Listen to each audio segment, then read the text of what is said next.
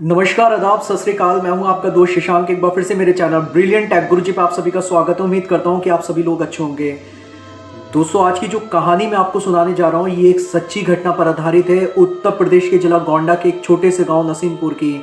सोचिए उस वक्त का वो मंजर कैसा होगा जब अदृश्य शक्ति आप लोगों के सामने आ जाए, जिसे देखकर बुरी तरीके से आपकी रूह कांप जाए।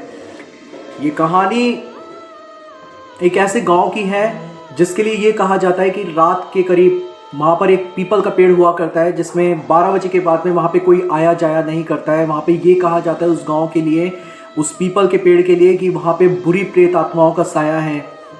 उसी गांव में एक 21 वर्ष का किशोर नाम का लड़का रहता है, जो कि प्रेत आत्माओं पे या भूत प्रेत पे किसी भी तरह पे इन सब चीज़ों पे यकीन नहीं करता है। वो मजाक में एक बार ऐसी बोल देता है अपने दोस्तों से कि भूत प्रेत नाम की कोई चीज़ नहीं होती है और मैं वहाँ पर जाऊँगा। उसके बाद उसके दोस्त उसको चैलेंज देते हैं कि अगर तुम वहाँ से वापस आ जाते हो तो हम तुम्हारी हिम्मत की दाद देंगे। ये ठीक रात 12 बजे होते ही वहाँ पे चला जाता है और जाकर पीपल के पेड़ के नीचे जाके खड़ा हो जाता है। जब ये उस पीपल के पेड़ के नीचे जाके खड़ा होता है तो जैसे ही जाकर खड़ा होता है तो क्या होता है कि पीपल का पेड़ जो होता है वो हिलने लगता है और वहाँ पे जो तेज हवाएं होती हैं वो चलने लगती हैं और किसी महिला की बुरी तरीके से रोने की आवाज़ आने लगती है। ये बुरी तरीके से सहम जाता है और इसके जो पैर होते हैं वो ज़मीन में बुरी तरीके से धंस जाते हैं। और जब ये पीछे नज़र घुमा के देखता है तो एक भयानक चेहरा इसकी नज़रों के सामने होता है।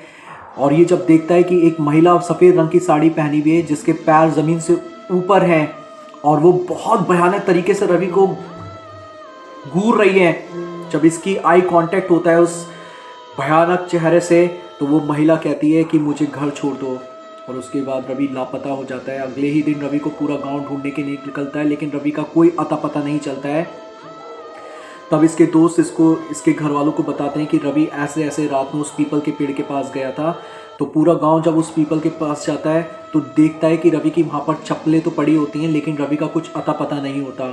खैर, इसकी जो बहन होती है, बड़ी बहन, वो ठान लेती है कि मैं सच का पता लगा कर रहूँगी। और अगली ही रात में वो बिना बताए अपने परिवार को उस पीपल के पेड़ के नीचे जाके खड़ी हो जाती है। सेम उसकी बहन के साथ भी, उसकी बहन का जो नाम होता है वो कल्पना होता है और कल्पना के साथ भी वही चीज़ होती है जो किशोर के साथ हुई होती है। तेज हवाएं चलना, पीपल का पेड़ हिलना और वहाँ से किसी महिला की रोने की आवाज़ आने लगती है। ये खैर हिम्मत करती है और हिम्मत करके जैसे ही पीछे देखती है तो उसे भी एक भयानक चेहरा नज़र आता है, एक औरत का, जो कि बहुत भयानक होता है। और वो भी आंखें फाड़ कर, यानी लाल आंखें होती हैं, और वो इसको भयानक चेहरे से गुर्राते हुए इसकी तरफ देखकर बोलती है कि यहाँ से चली जाओ और तुम क्या चाहती हो। तभी वो प्रेत आत्मा इसको बोलती है कि कुछ समय पहले यहाँ पर कुछ लोगों ने मेरे साथ रेप करके, मेरी हत्या करके यहीं मुझे दफना दिया था। जब से मेरी आत्मा यहीं घूम रही है और मैं मुक्ति चाहती हूँ।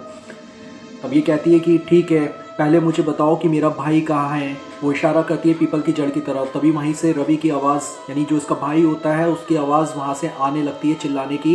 ये गड्ढा खोद कर अपने भाई को निकालती है और मंत्र पढ़ने लगती है, साथ में मंत्र भी पढ़ रही होती है। तभी वो जो अदृश्य शक्ति होती है वो वहाँ से गायब हो जाती है और जाकर ये अपने गाँव वालों को पूरा किस्सा बताती है। तभी अगले दिन गांव वाले इकट्ठे होकर वहां पर जाते हैं और खुदाई करना शुरू करते हैं। तभी उस आत्मा की अस्थियां वहां पर मिलती हैं और फिर उनका विधि विधान से अंतिम संस्कार किया जाता है। उसके बाद उस आत्मा को मुक्ति मिल जाती है। तो यहाँ पर कल्पना की हिम्मत की दाद देनी पड़ेगी, जिसने अपने भाई की जान ही नहीं बचाई बल्कि उस प्रेत आत्मा को भी मुक्ति दिलाई।